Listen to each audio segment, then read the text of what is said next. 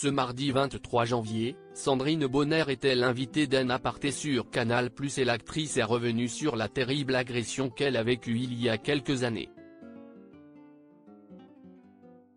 Depuis quelques semaines, Sandrine Bonner se répand dans les médias afin de sensibiliser les Français aux conditions parfois déplorables des résidents en EHPAD.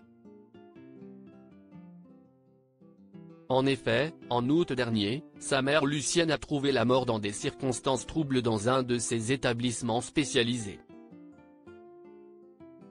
Depuis, Sandrine Bonner fait tout pour connaître la vérité. Je ne suis pas sur les réseaux sociaux mais j'ai décidé de le faire aujourd'hui, pour à la fois dénoncer un dysfonctionnement et dénoncer des maltraitances et des négligences au sein de l'EHPAD où résidait ma mère. Elle est décédée le 23 août, elle n'avait aucune maladie, CIST, ce qui nous a amené à enquêter sur la cause de son décès, a-t-elle notamment déclaré avant d'ajouter « Ma famille et moi avons réuni assez d'éléments pour que l'on puisse porter plainte.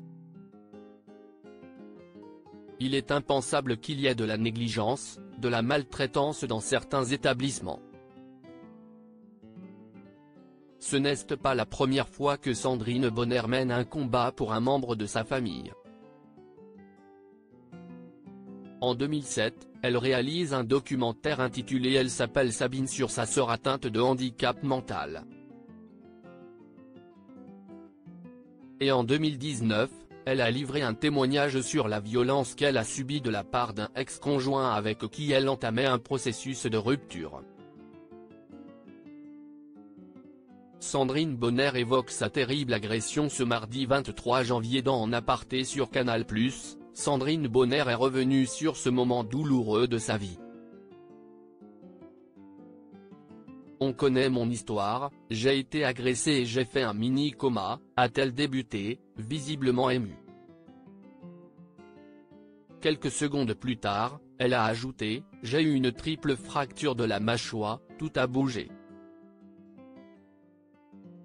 J'ai pu porter plainte. Je n'ai jamais dit qui c'était après avoir raconté comment son spectacle a pu l'aider à aller de l'avant après ce traumatisme. Sandrine Bonner a expliqué qu'un livre était en cours d'écriture, racontant l'agression qu'elle a vécue.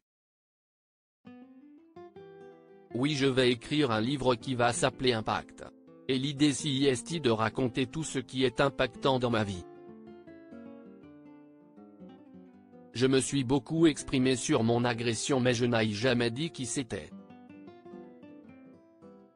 Je pense que je vais le dire parce que finalement je me suis dit que je continuais à protéger l'identité de cet homme.